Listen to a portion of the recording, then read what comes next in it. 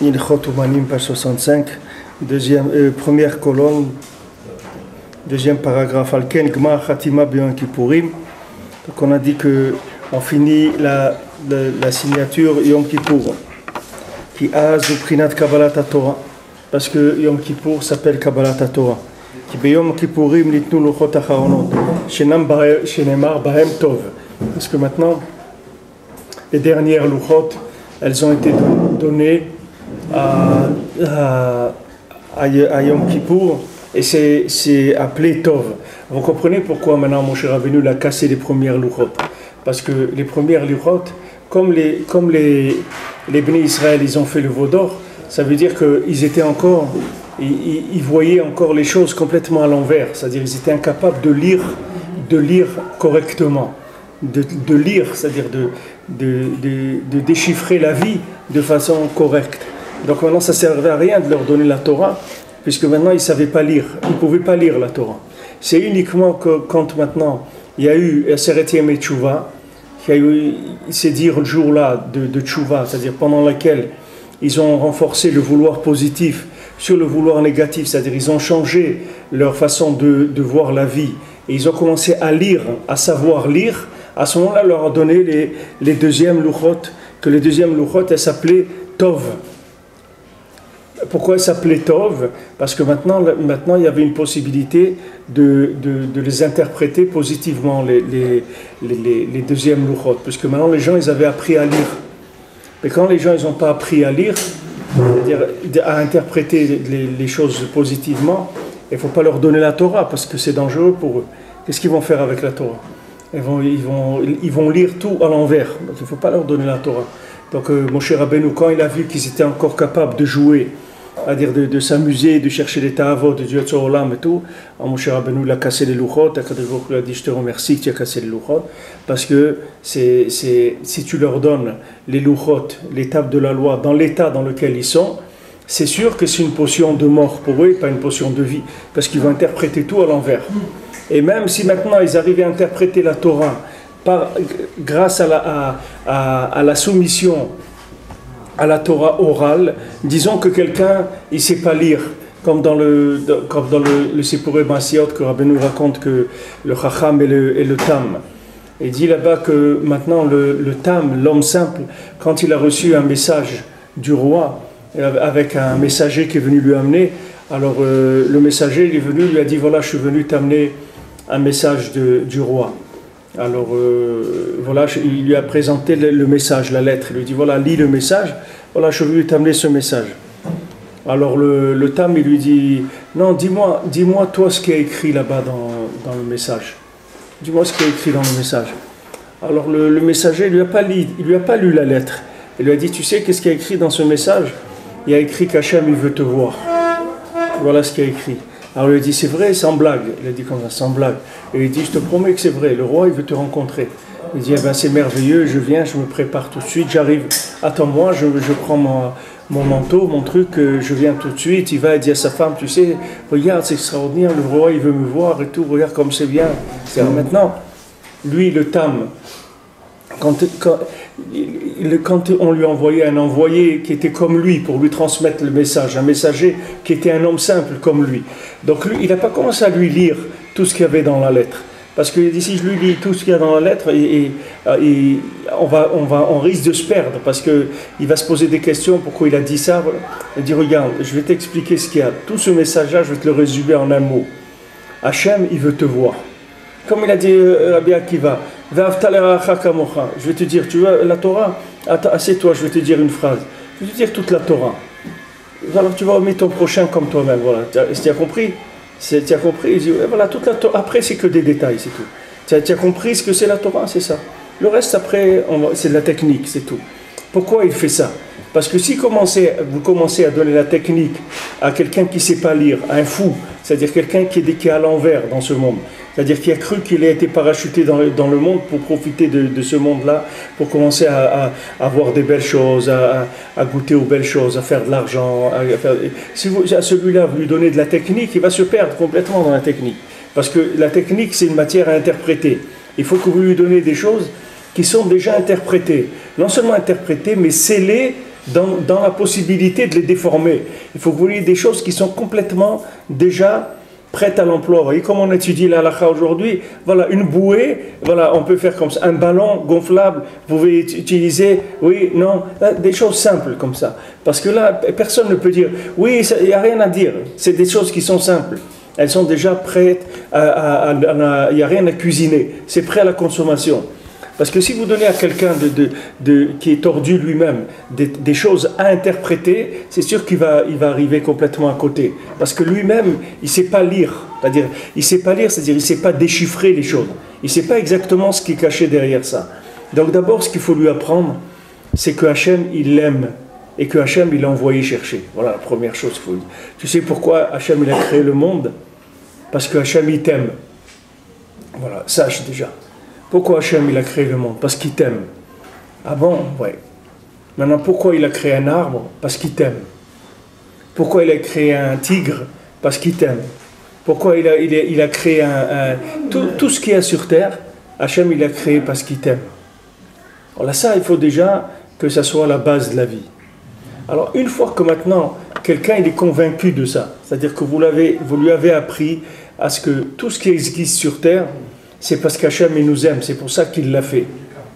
Maintenant, quand vous allez lui dire une des mitzvot d'Hachem, vous lui dire, voilà, maintenant tu vas faire attention, tu vas pas voler ton prochain. Alors maintenant, il va dire, mais pourquoi il ne faut pas voler son prochain? On dit, parce que Hachem il t'aime, c'est tout. C'est toujours la même raison, elle n'a pas changé. Seulement, quand on a proposé, comme Rabbi Nathan il a dit, Hachem il a proposé la Torah aux nations, les nations ils ont dit, qu'est-ce qu'il y a écrit dans la Torah? Ils n'ont pas dit, pourquoi la Torah? S'ils avaient dit, mais ok, avant de rentrer dans les détails de cette Torah, pourquoi a été donnée la Torah? Alors je vais vous dire pourquoi la Torah a été donnée, parce que Hachem il vous aime, et comme il a peur que vous vous perdiez sur terre, alors il vous a donné un mode d'emploi de la vie, c'est tout. Il vous conseille de prendre le mode d'emploi parce que vous allez vous perdre dans ce monde-là. Mais ce n'est pas ça qu'ils ont demandé. Ils ont dit, qu'est-ce qu'il y a écrit dans la Torah? Qu'est-ce qu'il faut faire? Il dit, il ne faut pas voler. Ah non, quoi, il ne faut pas voler? Mais moi je suis Esav, moi je vis avec mon épée, moi je fais que voler. Moi je regarde l'Irak, les trucs et tout, moi je suis le plus grand voleur du monde. Ma vie c'est de voler le monde. C'est d'aller prendre des contrats, des trucs, de faire des guerres et tout, pour prendre du pétrole de là, pour prendre ça, là et tout. Comment tu me dis, il ne faut pas voler? Parce que lui, déjà, il est rentré dans un autre état, un autre stade de vie. C'est-à-dire, lui, déjà, il va selon la base que lui, il a compris des choses. Maintenant, il demande, bon, ok, qu'est-ce que tu veux de moi, là, dans cette Torah? Il dit, voilà, je veux que tu voles plus. Il dit, non, c'est pas possible. Moi, je peux pas. Moi, je peux pas. Pourquoi? Parce que la première couche, elle est fausse, déjà. Parce que la première couche, c'est que lui, la chose qu'il a mis en premier, c'est que lui, il veut faire ce qu'il veut. Ça, c'est la première chose. C'est que lui, il est sûr de lui, qu'il a compris que voler c'est bien, comme ça on s'enrichit, etc. Il a compris qu'il va devenir une puissance mondiale, etc. C'est ça, ça c'est clair pour lui. Maintenant, une fois qu'il a décidé ça, vous lui dites qu'est-ce qu'il faut faire dans la Torah, alors c'est très dur pour lui. Il va dire, ah non, je ne veux pas. Alors c'est le principe du Baal Tshuva. Le Baal Tshuva, c'est la même chose. Il arrive, vous lui dites, il faut faire Shabbat. Alors quand vous lui dites qu'il faut faire Shabbat, le pauvre, c'est dur pour lui. Parce qu'il dit, attends, mais c'est quoi ça? On ne peut pas téléphoner, on ne peut pas regarder la télé, on ne peut pas aller à la plage, on ne peut pas aller au cinéma, on ne peut pas écouter de la musique. Mais c'est quoi ce Shabbat là? C'est Black Shabbat, c'est dur, c'est des choses, c'est horrible, etc. Mais c'est pas ça qu'il faut lui dire. D'abord, il faut lui faire comprendre que Hachem, il l'aime. C'est ça qu'il faut faire passer. La première chose qu'il faut faire passer, c'est que Baruch Hu t'aime. C'est ça la base. Une fois que tu es sûr de ça, après quand il va te dire de faire quelque chose, comme tu sais qu'il t'aime, donc tu sais que c'est bien. Il n'y a pas une possibilité de douter de ça. Quand maintenant un enfant, vous lui dites, vous lui dites, voilà, je veux pas t'acheter une moto, par exemple. L'enfant, il veut une moto, il dit non, on veut pas t'acheter une moto parce que c'est dangereux, etc. Maintenant, cet enfant-là, s'il rentre en conflit avec les parents, s'ils disent ouais, vous m'aimez pas, vous voulez pas que je sois heureux, etc. Mon bonheur, c'est d'avoir une moto parce que je vais aller à l'école plus vite, ou je vais aller me promener avec mes amis, etc. Et vous n'avez pas envie que je sois heureux, que je sois joyeux, vous voulez m'embêter, etc. Pourquoi maintenant l'enfant, il réagit comme ça? Parce que maintenant, le lien qu'il y a entre les parents et l'enfant, il est, au point de vue affectif, il n'est pas assez fort. S'il était fort, l'enfant, il n'a pas de doute que les parents, ce qu'ils veulent pour lui, c'est son bien. Maintenant, même s'il ne le comprend pas, mais il a confiance en eux. Cette confiance-là, elle fait qu'il accepte quelque chose, même si c'est difficile pour lui. Mais il accepte parce que l'amour des parents, il est plus grand que sa compréhension en lui. Mais si maintenant, les rapports avec les parents ne sont pas très forts, c'est-à-dire le côté affectueux n'est pas très très fort, alors maintenant, lui, ce que lui ressent, ce que lui voit, c'est quelque chose qui va dépasser ça. Et donc, il va y avoir tout le temps des discussions. Chaque chose, ça va être une histoire. À chaque fois, et plus l'enfant il va grandir, et plus c'est des histoires. C'est pas, c'est-à-dire quand il est petit, il veut une bouée ou un truc, etc. Mais quand il est plus grand, après, quand il arrive à l'âge de 14, 15, 16 ans, ça devient déjà des gens qui sont presque des adultes. Et c'est une guerre. C'est-à-dire si les parents ils savent pas, c'est une guerre. Alors soit les parents ils capitulent, soit ils font, mais c'est une guerre. Mais c'est ce schéma-là, c'est exactement le même schéma que la Torah. C'est la même chose. C'est le même principe. Si vous n'êtes pas convaincu que Hachem, il vous aime, et c'est pour ça qu'il va vous donner les mitzvot, alors vous pouvez pas faire les mitzvot dans la joie. Vous pourrez faire les mitzvot dans la joie que le jour où vous saurez d'abord qu'Hachem, il vous aime. Une fois que vous serez convaincu de ça, que Hachem, il a créé le monde pour donner à l'homme, pour que l'homme soit heureux. Et maintenant, comme il a vu que l'homme, il se perdait, comme dans les générations du déluge, etc., Hachem, il a dit, voilà, regarde, je vois que tu te perds. Je vois que toi, tu ne t'appelles pas Abraham, Yitzhak et Yaakov, qu'ils ont trouvé la Torah dans le monde. Donc, je vais te donner un mode d'emploi. Voilà le mode d'emploi, et réussis, sois heureux, etc. Comment quand je dis à Abraham Avinu, Lech Lecha, va pour toi, pas pour moi. C'est pour toi que tu vas, c'est pas pour moi. Ne crois pas que c'est pour moi que tu fais les choses. C'est pour toi que tu le fais. Parce que c'est ça le mode de vie. Cette terre-là, dans tous les détails, elle a été conçue avec la Torah. Hachem, il a créé le monde avec la Torah. Ça veut dire que maintenant, quand vous pratiquez la Torah, vous faites uniquement ce que Hachem, il a mis en place pour vous servir, pour que vous soyez heureux, c'est tout. C'est ça qu'Hachem, il veut. Il ne veut pas autre chose. Maintenant, si cette émouna, elle est forte chez vous, c'est-à-dire que si vous avez confiance en ça, alors cette émouna, toujours, elle va se renforcer sur la difficulté de l'engagement et de la pratique. Parce qu'à chaque fois qu'il va y avoir quelque chose qui vient contre le bien-être dans la pratique du mitzvah, par exemple, quelqu'un Shabbat, il ne peut pas lire ses mails, il ne peut pas envoyer un mail, ou il ne peut pas prendre une photo de, voilà, son petit-fils, il vient lui rendre visite Shabbat, et il est tout beau avec son costume et tout, il ne peut pas lui prendre une photo, il ne peut pas le filmer. Il faut qu'il attende après Shabbat. Mais après Shabbat, il a déjà sali son costume, il ne peut plus lui prendre de photos. Comme ça, tellement de choses que l'homme il aimerait faire et qui seraient agréables. Le Shabbat, le manger, la plaque, elle ne marche pas, il faut qu'il l'emmène chez le voisin, ou il y a trop de sel dans ça, il ne peut pas refaire à manger. Tellement de choses qui sont contraignantes, le Shabbat, par rapport à quelqu'un qui veut vivre selon ses désirs comme ça, sans qu'il y ait de contrainte aucune. C'est tellement difficile. Mais si quelqu'un, il a l'émouna, que ce Shabbat-là, qu'on lui donne, sans les 39 travaux, c'est uniquement pour son bonheur, c'est que pour le détacher du contact avec la matière et qu'il puisse être heureux, béhémet, de le sortir d'être un être qui est complètement avili à la matière, complètement dépendant de la matière. C'est pour ça qu'on lui a donné le Shabbat. Alors c'est sûr que ce détachement, il n'est pas facile. C'est sûr qu'il n'est pas facile, surtout quand quelqu'un il commence. Mais après, quand quelqu'un il va commencer à goûter à la liberté, après ça y est, ça devient mordu du Shabbat. C'est quelqu'un, vous ne pouvez plus l'arrêter. Le Shabbat, il aime beaucoup, il est heureux, etc. Mais avant d'arriver à ça, il y a une étape qui est difficile. Et cette étape-là, c'est qu'avec la prise de conscience de l'ahava qu'Akadosh Baruch Hu, il a pour son monde, comment Akadosh Baruch Hu, il aime son monde, il aime le monde qu'il a créé, et c'est pour ça qu'il a donné les mitzvot, que ce soit les 7 mitzvot Bnei Noach, ou que ce soit les 613 mitzvot pour le Ham Israël. Akadosh Baruch Hu, il a donné cette méthode parce qu'il aime le Ham Israël. Si maintenant on ne sait pas ça, alors c'est pas possible. C'est pour ça que Moshe Rabbeinu a cassé les premières louchot. Il dit, comment tu veux que ces gens-là, on les a embrouillés pour les sortir d'Égypte, d'accord? Pour les sortir d'Égypte, la sortie d'Égypte, c'était une embrouille, c'est pas quelque chose qui a été voulu. La sortie d'Égypte, elle n'a jamais été demandée par qui que ce soit.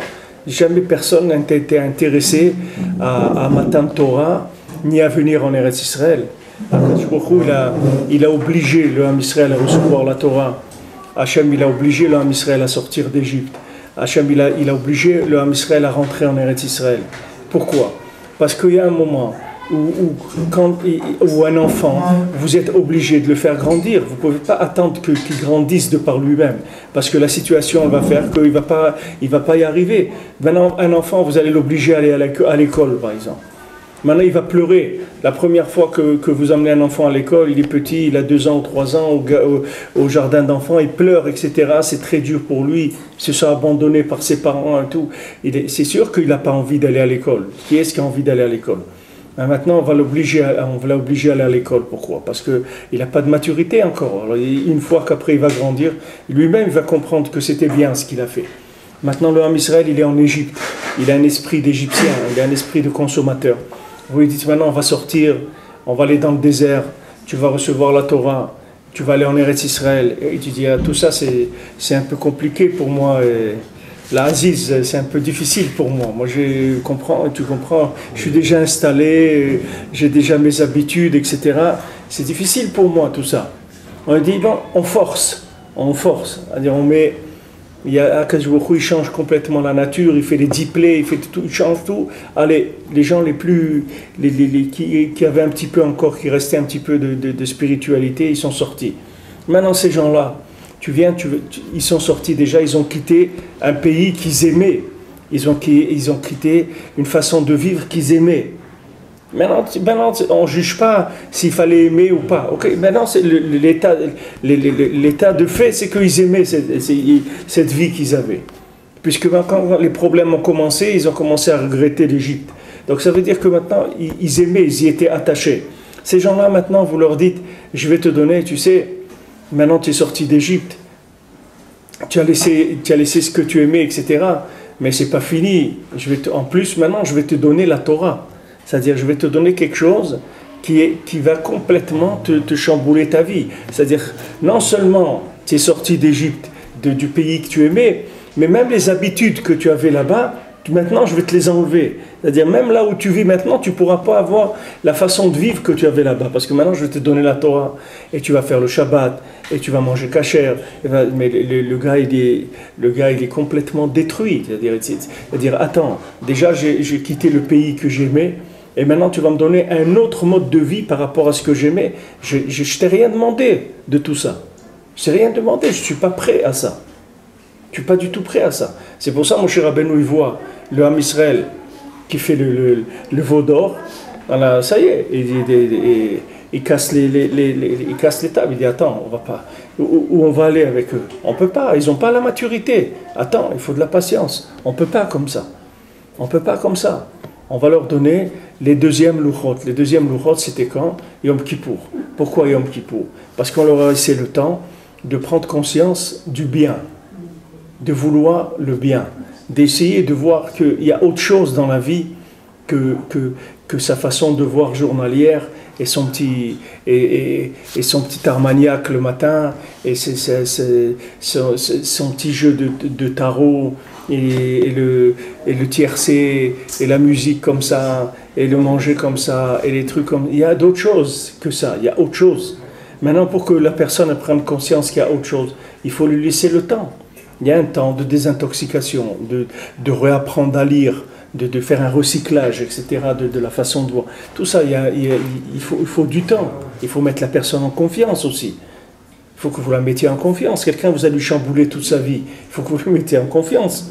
Comment vous voulez qu'il s'engage? Vous allez lui changer toute sa vie. Vous voulez dire ça, tu vois, c'est pas compliqué. Tout ce que tu aimes, tu vois, eh ben c'est pas bien. Il faut que vous lui donniez quelque chose en échange, parce que sinon la personne elle va exploser. Qu'est-ce que vous allez en faire? Un détraqué, un dépressif, qu'est-ce que vous allez en faire? Il faut que la personne elle goûte quelque chose. Il faut que vous la mettiez en confiance, que ce que vous allez être en train de lui donner, c'est mamache pour son bien. Pour revenir à la vie. Hein? Pour revenir. Voilà. Pour revenir à la vraie vie, ouais. La vraie vie, ouais. Pour aller vers la vraie vie, parce que pour l'instant, il ne vit pas. Mais lui, il ne le sait pas. Lui, il ne sait pas. Lui, c'est un mort vivant. Ou un vivant mort, comme vous voulez, c'est la même chose. C'est-à-dire que pour l'instant, ce qu'il a choisi, il n'a pas choisi du tout les numéros gagnants. Donc il faut le mettre au courant, doucement. Il faut lui dire, voilà, ça tu sais, c'est pas... Il y a mieux, c'est bien, mais il y a mieux, il y a ça, doucement. On va pas... Doucement.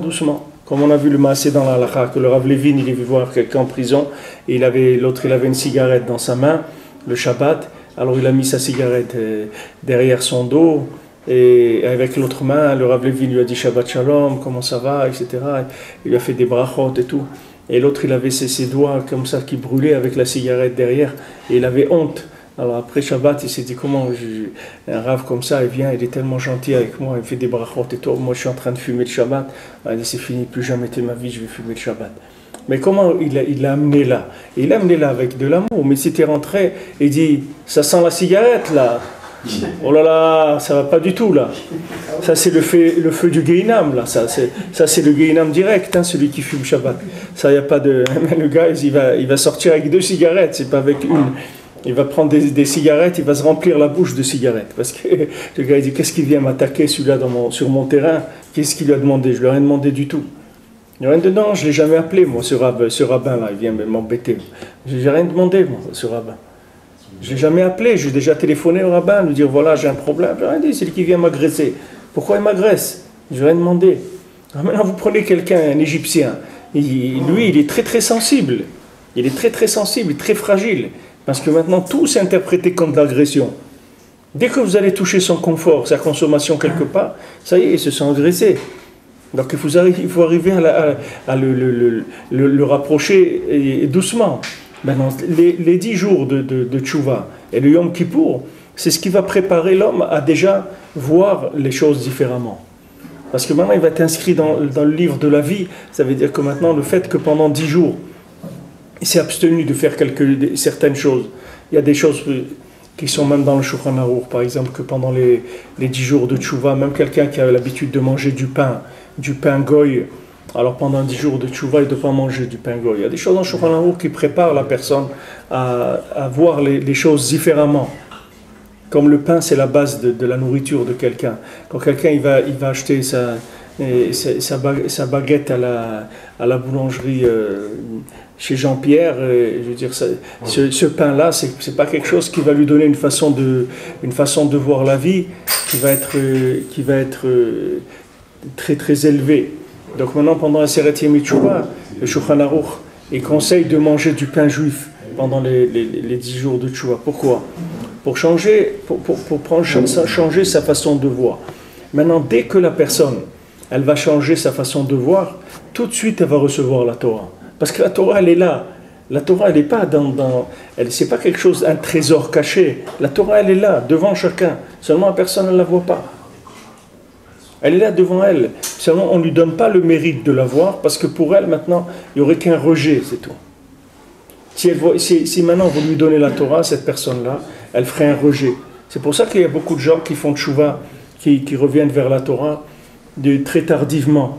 Il y a des gens qui reviennent à la Torah Voilà, j'ai connu quelqu'un, il y a une semaine ou deux, quelqu'un qui s'est converti lui-même, tout seul, à l'âge de 12 ans. Voilà, un jeune qui a cherché et qui a découvert le judaïsme, et à l'âge de 12 ans, il s'est mis complètement contre toute sa famille, et il s'est converti au judaïsme, à l'âge de 12 ans. Donc vous voyez que ça existe des gens qui savent lire dans le monde. Il n'y a pas que des analphabètes dans le monde. Voilà, regardez, un gosse de 12 ans, qui est un goy. Il vit dans une famille goy. Voilà, il a ses parents, ses frères, il a tout le monde. Et il voit une lumière, et il laisse tout ça, et il va se battre et essayer de s'intégrer dans un milieu tellement hostile pour lui, tellement difficile de s'intégrer dans le judaïsme. Imaginez-vous un gosse de 12 ans, qu'est-ce que c'est de se convertir tout seul et de s'intégrer. Et Baruch Hashem, aujourd'hui, il est marié, il a des enfants, etc. Mais c'est tellement difficile de faire ça. Mais vous voyez qu'il y a des gens qui savent lire. Ça existe. On peut savoir lire. Donc, de la même manière que quelqu'un il a commencé à 12 ans et il a appris à lire à 12 ans, eh bien, il y a des gens qui ont appris à lire à 20 ans, à 30 ans, à 40 ans, à 50 ans, à 60 ans. Pourquoi? Parce que c'est le temps qu'il fallait pour que la personne elle se prépare à accepter les bienfaits de la Torah, à savoir que la Torah c'est bien pour lui. Dès que la personne elle est prête à accepter que la Torah c'est bien pour elle, à le vivre, tout de suite Hachem lui donne la Torah. Donc Akadosh Baruch Hu, il a donné les deuxièmes Luchot à Yom Kippour, une fois qu'on a appris à lire. Tant qu'on n'a pas appris à lire, Hachem ne donne pas la Torah. Parce que c'est dangereux. Vous donnez à quelqu'un une Torah alors qu'il ne sait pas lire, il va commencer à faire n'importe quoi avec. Parce qu'il ne sait pas lire. Donc la Torah, soit il va être obligé de la déformer pour dire que c'est permis, ce que lui il a envie de faire. Lui il a envie de faire quelque chose. Alors il est obligé de lire la Torah de façon à dire que ce qu'il lui veut faire c'est permis. Soit il va souffrir, soit il va être énervé, soit il va avoir une double vie. Soit c'est difficile si vous ne l'amenez pas d'abord à savoir lire. Alors, savoir lire, ça veut dire savoir déchiffrer la vie, la véritable vie, savoir la discerner dans ce monde. Tant que la personne n'a pas le discernement de la vérité, ça ne sert à rien de lui donner la Torah. Qu'est-ce qu'il va faire avec la Torah? Il va faire rien, ça ne sert à rien. Rabbeinu dit dans le Sefer Amidot, même si quelqu'un vous lui montrez des miracles, si vous l'amenez vers quelque chose par des miracles, si maintenant lui, il n'est pas venu vers cette chose-là par sa propre recherche à lui, vous allez voir que ce qu'il a acquis, il va le laisser après. Même ce qu'il a vu des miracles, il va le laisser. Vous voyez un Matan Torah, regardez le Ham Israël. L'Am Israël, il a vu des miracles en Égypte, il a vu des miracles au moment de la traversée du désert, à Matan Torah et tout. Pourtant, après, ils ont essayé de faire le veau d'or. Parce que tout ça, ça ne leur a pas permis d'apprendre à lire encore. Tout ça, ils n'avaient pas encore appris à lire. C'est qu'après, quand Kadosh Baruch Hu, il a fait descendre le Mishkan, quand Kadosh Baruch Hu, il a dit à Moshe Rabbeinu, tu vas construire le Mishkan. Le Mishkan, ça veut dire que maintenant, tu vas mettre une structure sur terre dans laquelle je vais résider officiellement, de façon visible et sensible à chacun. Et ça va mettre en place, c'est comme une ambassade. C'est comme une ambassade. Hachem, il a créé son ambassade sur terre. Il a dit, voilà, maintenant, je comprends que tout ce que je demandais au Ham Israël pour l'instant, c'était trop haut. C'est-à-dire, ce que je leur ai exigé, c'était un engagement qui était trop haut. Il faut un petit peu concrétiser les choses. Donc je vais descendre vers eux. On va faire une maison. Dans cette maison, je vais résider. Et une fois que je vais résider dans cette maison, alors ça va être beaucoup plus facile pour eux de vivre la Torah. Beaucoup plus facile. Vous croyez que s'il y avait le Beth Amikdash aujourd'hui, les gens ils auraient la même tête que ce qu'ils ont aujourd'hui? Ils n'auraient pas la même tête. Parce que les gens ils auraient l'interprétation de la vie qui est là. Elle est là, c'est-à-dire vous avez l'émanation de la vie. Il y a quelqu'un qui vous apprend à lire en permanence. Il y a un Kohen Gadol, il y a des Lévi'im, il y a des miracles tous les jours dans le Beth Amikdash. Il y a des choses, vous pouvez venir voir la façon de vivre pour venir apprendre. Vous pouvez venir apprendre la façon de vivre. Vous n'êtes pas obligé de chercher dans l'obscurité. Il y a Baruch Hashem des tzadikim qui viennent et qui enseignent la Torah à chacun à son niveau. Alors ça, on est obligé d'attendre Yom Kippour. Une fois que la personne a attendu pendant ces 10 jours-là, et pendant ces 10 jours-là, elle a voulu le bien, elle a demandé à Kadosh Baruch Hu, je veux le bien, ou Hachem, montre-moi mon chemin, parce qu'elle cherche dans le monde, elle a essayé l'argent, elle a essayé la musique, elle a essayé les femmes, elle a essayé la drogue, elle a essayé l'alcool, elle a essayé les voyages, tout ça, et ça n'a jamais rassasié. Elle est toujours soif, elle dit, mais c'est pas ça la vie, qu'est-ce que c'est la vie? Alors Hachem, il a pitié de lui. Et lui, il lui ouvre les portes et lui montre comment c'est possible d'interpréter ce monde-là d'une façon positive. Mais il y a 10 jours d'attente. Ces 10 jours d'attente et les Yom Kippour, ils sont indispensables pour pouvoir recevoir la Torah. Ça ne sert à rien que vous pouvez offrir à quelqu'un le livre des secrets du monde. S'il ne sait pas lire, ça ne sert à rien. Qu'est-ce qu'il va faire? Il va jouer avec le livre, avec la couverture, il va dessiner dessus. Qu'est-ce qu'il ne sait pas lire? Qu'est-ce que vous lui avez donné? Et c'est encore pire qu'il ne sait pas lire, Rabbeinu dit dans la Torah. C'est que lui, il lit à l'envers. C'est encore sur quelqu'un qui ne sait pas lire. Et ne sait pas lire, il reste comme ça. Mais quand il lit à l'envers, ça devient un monstre. Ce n'est pas du tout la même chose. Ça devient un type hyper dangereux. Rabbeinu dit, c'est-à-dire il est lamdan, il n'est pas tzaddik. C'est-à-dire il apprend à étudier. Et maintenant, dans son comportement, il n'a pas changé. Alors il devient un danger public. Parce que la personne, elle a une interprétation de la Torah qui est complètement fausse. Puisque maintenant, il a un comportement faux. Quelqu'un qui a un comportement faux, il ne peut pas savoir lire. Pour que savoir lire, il faut vouloir le bien. Quelqu'un maintenant qui se comporte mal et qui s'enlise là-dedans, et qui est bien dans sa bêtise, jamais il peut apprendre à lire la Torah. À interpréter la Torah, à interpréter les textes. Il ne peut pas. C'est pour ça que Rabbeinu dit l'amdan, sans tzaddik, ça ne vaut rien du tout. Quelqu'un qui sait étudier, mais qui n'a pas un comportement juif, ça sert à rien. À quoi ça sert de savoir des choses?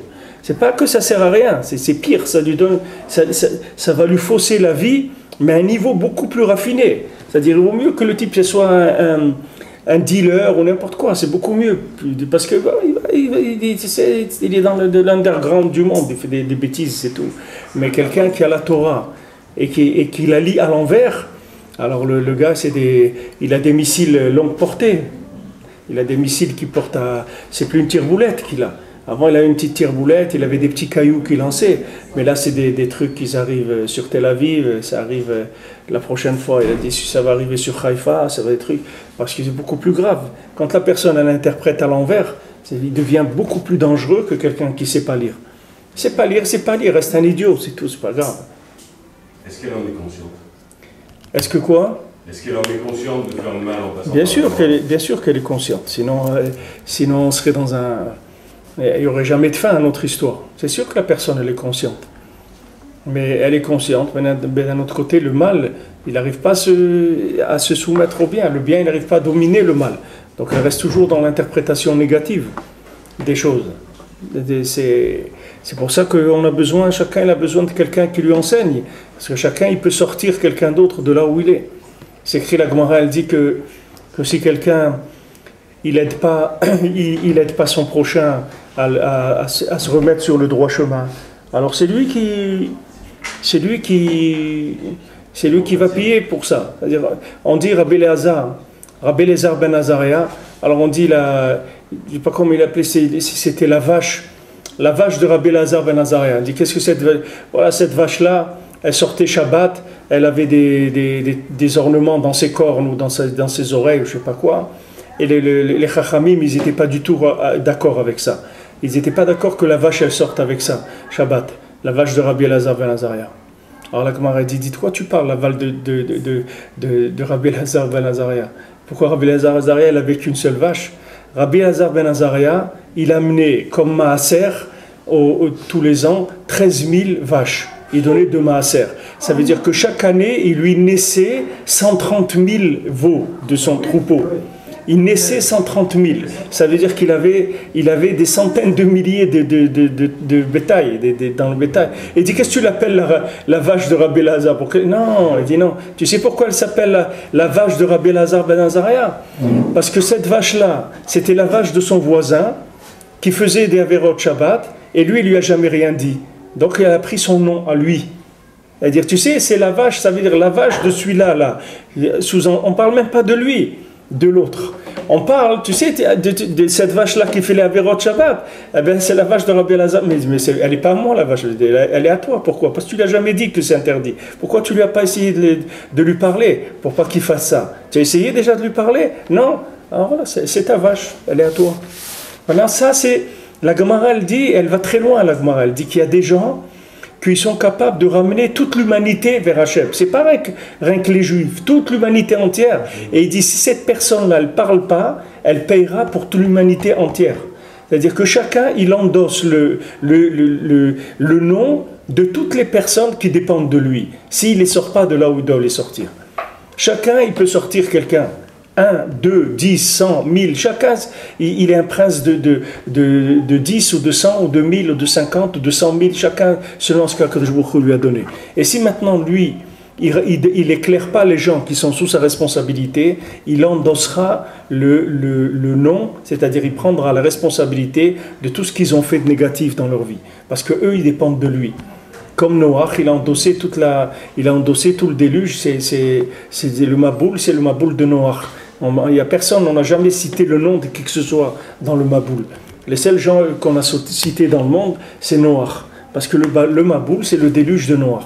C'est lui qui l'a fait, puisqu'il n'a pas dit aux gens, il n'a pas essayé de rapprocher les gens, alors que c'était le seul qui pouvait faire ça dans la génération. Il ne l'a pas fait. Alors Gemara, elle dit que celui qui... Elle avance, elle dit voilà, celui son voisin, il y en a qui peut dire à plusieurs personnes, il y en a qui peut dire à sa ville, il y en a qui peut dire à son pays, il y en a qui peut dire à tout l'homme Israël, et il y en a qui peut dire à toute l'humanité. Maintenant, chacun, il endossera la responsabilité de tous les gens à qui il devait parler. Parce que ce n'est pas tous les gens qui savent lire. La plupart des gens, ils ne savent pas lire. Chacun, il a des gens à qui il doit apprendre à lire. C'est-à-dire à déchiffrer la vie dans laquelle il est. Il faut que tu l'aides à déchiffrer. Il ne faut pas commencer à lui dire « Ouais, celui-là, il n'est pas religieux, il ne fait pas la Torah. » Mais de quoi tu parles? C'est comme quelqu'un, il vient, un professeur, vous rentrez dans la salle de classe et il commence à vous dire « Mais vous êtes tous des ignares. Vous ne savez pas lire. » Mais monsieur le professeur, mais si on est venu ici, c'est parce qu'on sait qu'on ne sait pas lire. Parce que si on croyait qu'on savait lire, on vous aurait mis à vous à notre place et nous, on aurait pris la vôtre. Mais comme on sait qu'on ne sait pas lire, alors on est venu à l'école pour apprendre. Alors voilà, dites, on est là pour écouter. Chacun a cette responsabilité. Il y a des gens qui savent parler aux autres. Il y a des gens qui ne savent pas parler aux autres. Il n'y a pas quelqu'un qui ne sait pas parler. Ça n'existe pas. Si quelqu'un, toute personne, tout Ben Adam sur terre, il peut se marier, il doit se marier, oui. Si quelqu'un il doit se marier, ça veut dire qu'il peut parler. Parce que sa femme va lui apprendre à parler, même si lui ne sait pas parler. La femme, elle a reçu 9 mesures de parole, elle va apprendre à l'homme à parler. Du moment où quelqu'un est marié, déjà, avec sa femme, il peut parler. Avec ses enfants, il peut parler. Avec sa famille, il peut parler. Avec des amis, il peut parler. Mais seulement, comme la personne n'a pas confiance en elle, quand les gens ils sont tellement fermés sur eux-mêmes, ils ne savent pas qu'ils sont capables de faire quelque chose, alors ils restent dans la médiocrité. Mais si quelqu'un il avait confiance en lui, en disant qu'il a un Kéli d'Hachem, et qu'il peut parler, déjà qu'il essaye avec les gens qui l'écoutent, chacun il a des amis, chacun il a des gens qui l'écoutent, et que vous voyez bien, des fois quelqu'un il a été sauvé par un ami qui lui a parlé, qui lui a dit ne fais pas ça, etc. Et ben, il lui a sauvé sa vie, quelqu'un de simple. Pourquoi? Parce que sur ça, il est dépendant de lui, il peut lui apprendre à lire, il peut lui dire, écoute, comme tu lis là, c'est pas bon. C'est pas bon, tu es en train de faire une mauvaise interprétation des choses. Il faut que tu apprennes à lire. Tu ne sais pas lire, tu ne sais pas déchiffrer ce qui se passe dans ta vie. Il faut que tu apprennes à déchiffrer ta vie. C'est pour ça que le matin de Torah, c'était à Yom Kippour. La personne qui vous répond, oui, bon, mais le principe, de toute façon, tout ce que tu vois, c'est le principal, c'est V'ahavta l'Erecha kamocha. J'ai eu un cas comme ça, j'étais la semaine dernière à Latonia, et quelqu'un me dit non, mais tu vois, de toute façon, tout ce que tu me racontes, le principal, c'est V'ahavta l'Erecha kamocha. Voilà, pour ça, toute la Torah a été faite. Ouais. Mais est-ce que c'est pas une personne qui n'est pas dans la Torah? Par rapport, ça veut dire c'est pas dans la Torah. De dire une chose comme ça. Qu'est-ce que ça veut dire c'est pas dans la Torah? Une personne qui va pas suivant le chemin de la Torah.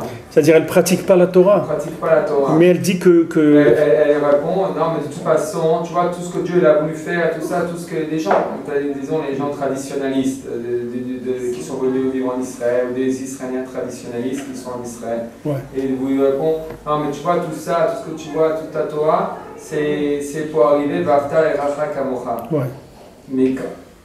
Mais c'est pas aussi se mentir à soi-même, parce que comment la personne il faut lui dire. Peut arriver à V'ahavta l'Erecha kamocha, sans passer par le chemin de la Torah. Tu peux arriver à vouloir accomplir ça, V'ahavta l'Erecha kamocha. Mais quand quelqu'un te dit ça, c'est quelque chose de classique, que les gens ils disent, voilà, toute la Torah, de toute façon, c'est d'aimer son prochain comme soi-même. Donc ça veut dire, ils disent ça pour ne pas faire les mitzvot. Hein? Il y a une autre religion qui le dit même. Il y a une autre quoi? Religion qui va ah ouais? Ouais, il y a d'autres qui ont copié aussi ça. Mais maintenant, celui qui t'a dit ça, Celui qui t'a dit Ve'ahavta l'iracha kamocha. Alors lui, il t'a dit de faire Shabbat, parce que lui, quand il te dit de faire Shabbat, c'est parce qu'il t'aime. Lui-même, il est Mekayem ça, de Ve'ahavta l'iracha kamocha. Lui-même, Hachem, il t'a dit de faire Shabbat, parce qu'il t'aime. Hachem, il t'a pas dit de faire Shabbat, parce que c'est quelque chose que tu peux te dispenser de ça. Ça fait partie du programme. Mais seulement, quand une personne elle est à ce niveau-là, c'est-à-dire que pour l'instant, elle s'est créée comme une bulle, dans laquelle, avec cette bulle-là, elle s'acquitte de tout en disant non, mais voilà, pour moi la Torah c'est ça, etc. Alors la seule façon de faire progresser ces gens-là, c'est de commencer par établir déjà une amitié, c'est-à-dire un rapport amical. Et avec un rapport amical, petit à petit, on va les faire changer. Petit à petit, on va lui rajouter une petite chose sur sa... C'est ce qu'il faisait Hillel et Shammai. Tu vois, Shammai, quand quelqu'un venait, tout de suite, il lui disait, tu te trompes. Tu te trompes, ta façon de voir, elle ne vaut rien du tout, va-t'en, etc. Mais Hillel, il ne faisait pas comme ça. Hillel, il rentrait dans le jeu de la personne. Et dans le jeu de la personne, il lui plaçait quelque chose, à chaque fois quelque chose, jusqu'à ce que la personne faisait tchouva. Mais c'est un travail, c'est très difficile. C'est beaucoup plus facile quand quelqu'un vient te dire apprends-moi la Torah, allez, alors tu lui apprends la Torah. Mais quand quelqu'un il a une vision des choses qui est faussée et que tu vois qu'il n'a pas l'intention de bouger tellement rapidement, c'est plus difficile. C'est un travail qui est beaucoup plus long, mais beaucoup plus difficile. C'est-à-dire il faut que tu lui apprennes à lire. Pachout, il ne sait pas lire. Mais quand quelqu'un il croit qu'il sait lire, c'est beaucoup plus difficile. Parce qu'il faut que tu le changes la façon fausse qu'il a de lire. Il faut que tu lui fasses réinterpréter les choses. Tandis que quelqu'un il sait qu'il ne sait pas lire, il vient te dire apprends-moi à lire, c'est beaucoup plus facile. Mais il y a beaucoup de gens dans le monde qui sont comme ça, qui voient la Torah et disent non, la Torah elle est dans le cœur, ou la Torah c'est de croire en Dieu, de ne pas faire de mal à son prochain, etc. Il y a beaucoup de gens qui ont pris un mot de la Torah, une phrase, et toute leur vie ils la basent que sur ça, c'est tout. Ils ne cherchent pas ailleurs, mais il faut savoir que celui qui t'a dit ça, il t'a dit d'autres choses aussi, qui sont toujours dans le même principe. C'est-à-dire, Hachem, il t'a dit de faire Shabbat parce que Ve'ahavta l'iracha kamocha. Hachem t'a dit de mettre les tefilines parce que Ve'ahavta l'iracha kamocha. C'est tout. Tout ça, ça fait partie de cette chose-là. C'est la même chose. C'est pas, toi, tu as choisi ça comme toi, tu l'interprètes, mais il faut voir comment les Chachamim, ils ont interprété ça. Qu'est-ce qu'ils ont déduit de ces choses-là. C'est ce qui s'appelle Kabbalat Torah. C'est-à-dire, tant que la personne n'a pas pris conscience que la Torah c'est bien, tu ne peux pas dire qu'elle a reçu la Torah. Donc maintenant, quand on arrive à Yom Kippour, c'est le pardon des fautes.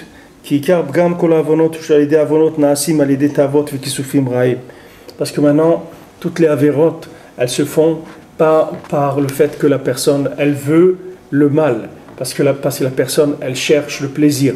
C'est ça qui fait que les avérotes, c'est des avérotes. Rabbeinu l'a dit, celui qui vient chez moi à Rosh Hashanah, moi je vais lui enlever le goût des avérotes.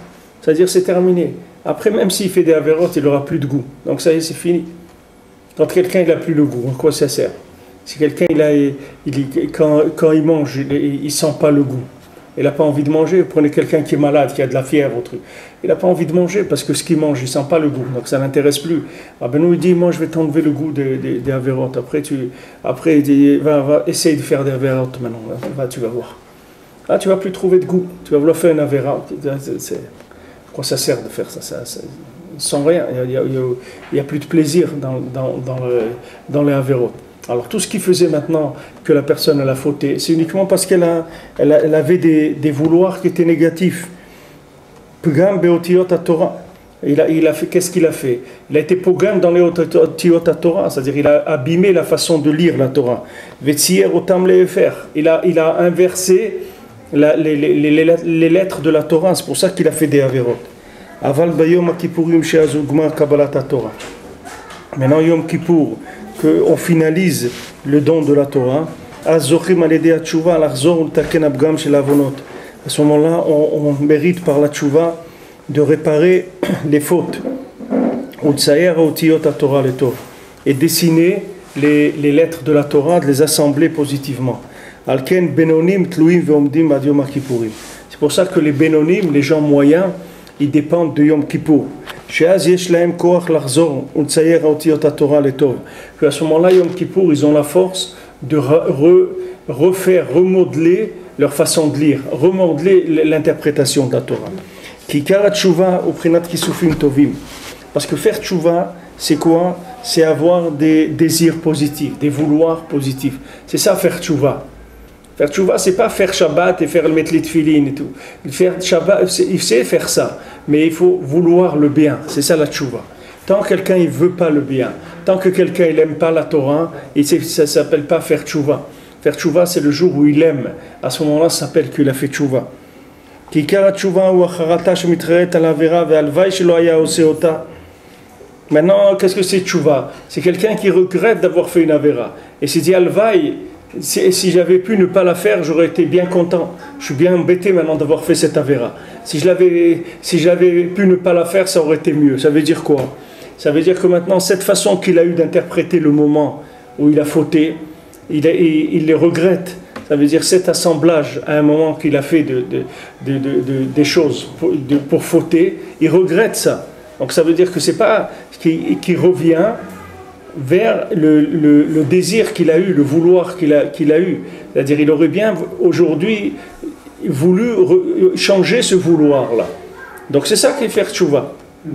C'est ça la tchouva. C'est quoi tchouva? Ça veut dire que maintenant il prend les lettres qu'il avait assemblées négativement et qui l'ont amené à fauter. Et il les remet positivement parce que le fait qu'il regrette qu'il les a assemblés négativement. C'est ça la tchouva. Et ça vient du vouloir et de positif. Et grâce à ça, maintenant, quand je lui pardonne ses fautes. Parce que le ikar, c'est le kisufim, le vouloir. Ça dessine les lettres de la Torah en bien. Et ça répare tout. Donc, comme je vous l'ai dit plusieurs fois déjà, quand Rabbi Nathan dit que par Idbodedut, on peut ramener le monde entier à la tchouva. Quand on dit tout à l'heure faire tchouva au monde entier, alors la personne elle se dit mais comment moi je vais faire tchouva par exemple comment je vais faire tchouva à tous les Sud-Américains? Je ne sais même pas parler l'espagnol, je ne sais pas parler le portugais ni rien. C'est pas ça qu'il faut que c'est avec ça que tu vas les faire tchouva. Toi tu vas les faire tchouva en leur changeant leur façon de voir les choses. Alors comme Rabbi Nathan dit dans la Torah, il dit qu'en faisant tchouva, il amène du bien dans le monde et dans tous les univers. Où il fait faire tchouva à plusieurs personnes. Et chacun il doit commencer à s'habituer parce que quelqu'un il n'a pas eu l'habitude de parler avec Hachem. C'est quelque chose qu'il n'a pas été habitué.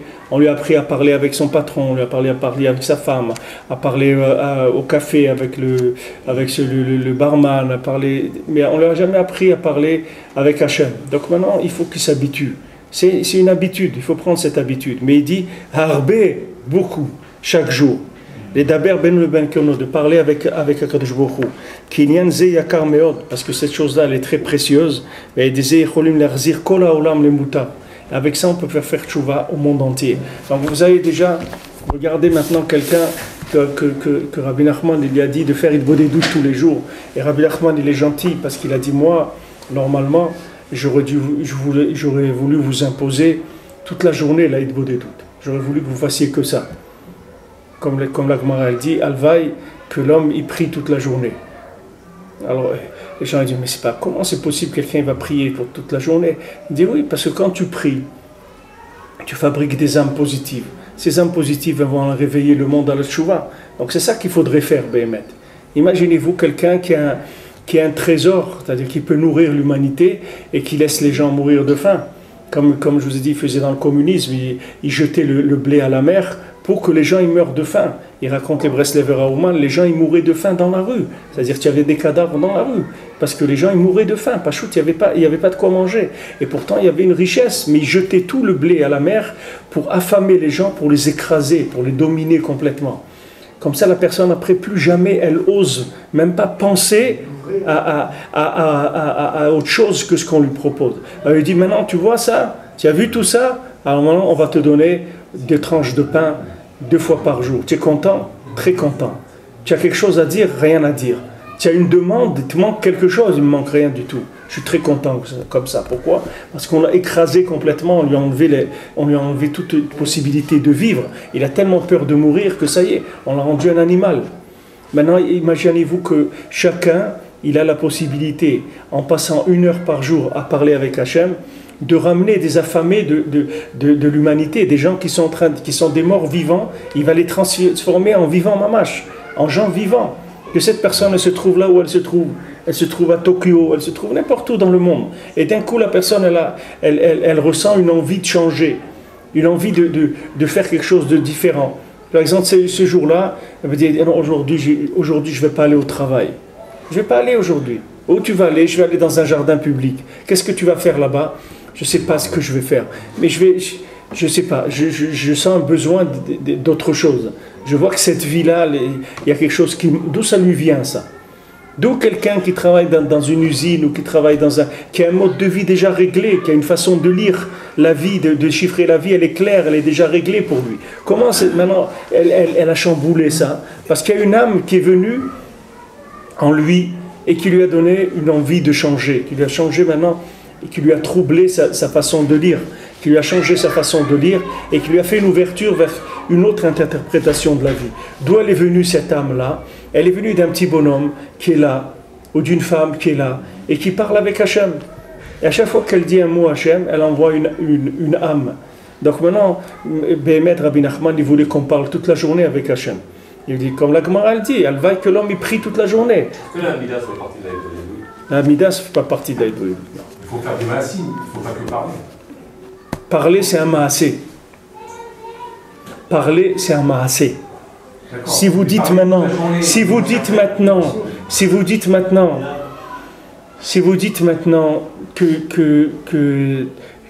que aujourd'hui vous ne mangez pas des pommes, ces pommes elles deviennent interdites. Et si jamais vous transgressez, vous mangez une pomme, vous n'avez pas le droit de faire la bracha, parce que cette pomme elle devient sourde. Avec votre bouche vous pouvez faire tout faire. Mais seulement, ça fait plusieurs mois qu'on étudie ça, c'est toute la Torah sur laquelle on est, c'est ça, c'est plusieurs mois. C'est pas prendre maintenant sur une demi-heure de cours, je peux pas vous reprendre tout. Mais en tout cas, quand Rabbi Nachman il a dit que Akadosh Baruch Hu, il attend qu'on parle avec lui pour changer le monde, alors voilà, c'est ça qu'il doit faire. Et si chacun il savait qu'est-ce qu'il faisait quand il parlait avec Akadosh Baruch Hu, alors il ne ferait que ça. Mais seulement maintenant, le libre arbitre, il est dans le fait que vous ne voyez pas. Mais si vous voyez maintenant qu'avec 1 heure de parole, vous avez sauvé par exemple 100 personnes, vous n'allez pas faire une deuxième heure. Comme celui-là qui nous a raconté David, je ne sais pas, ce japonais ou autre qui tamponnait les visas pour faire sortir les gens des camps de concentration. Il dit à chaque fois qu'il tamponnait un visa, c'était une personne. Alors il tamponnait sans arrêt, et même quand il est parti, il était dans le train, les gens le suivaient, il faisait que faire des tampons, parce que chacun c'est une vie humaine, encore une vie humaine. Maintenant si quelqu'un il sait que chaque parole, il a sauvé un être humain sur terre, il l'a recadré, il l'a remis en place, il va pas déjà faire au moins 1 heure, et peut-être une deuxième, peut-être une troisième, et quand il a le temps, et qu'il circule dans le bus, qu'il marche dans la rue, qu'il est tout seul, etc., il débite parce qu'il sait que chaque parole, il va sauver quelqu'un. C'est comme chacun, il lui donne un visa pour l'espoir, pour la vie. C'est sûr qu'il va le faire. Donnez-moi un exemple du débit qu'il y a à faire dans la journée quand on est avec, dans le bus ou quoi. Mais vous parlez. À part penser à notre propre personne, à notre famille, ok, d'accord. Mais quoi d'autre? Quoi, le principe de l'Aïdbo des doutes, c'est d'exprimer votre vouloir du bien, c'est tout. Vous voulez le bien, vous voulez changer, vous déjà. Vous changez. Ce qui ne va pas chez vous, vous voulez le changer. Vous désirez le bien, vous l'exprimez. C'est ça l'Aïdbo des doutes. D'accord, toi, tes enfants, d'accord, ok, mais ça nous dit que t'en as pour 1 heure, t'as pas eu. Tout, et vous priez pour toute l'humanité, pour tout ce que vous avez dans votre cœur. Laissez votre cœur s'exprimer. Vous allez voir que vous allez parler et parler. Parce que vous avez des choses dans le cœur. Seulement, vous n'avez pas l'habitude de les exprimer devant Hachem, vous ne savez pas ce que c'est. Il faut s'habituer.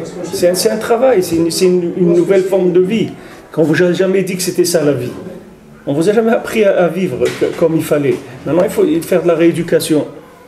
Cette rééducation, elle prend le temps que ça prend. Nos grands-mères et tous, vous n'avez pas de problème avec ça.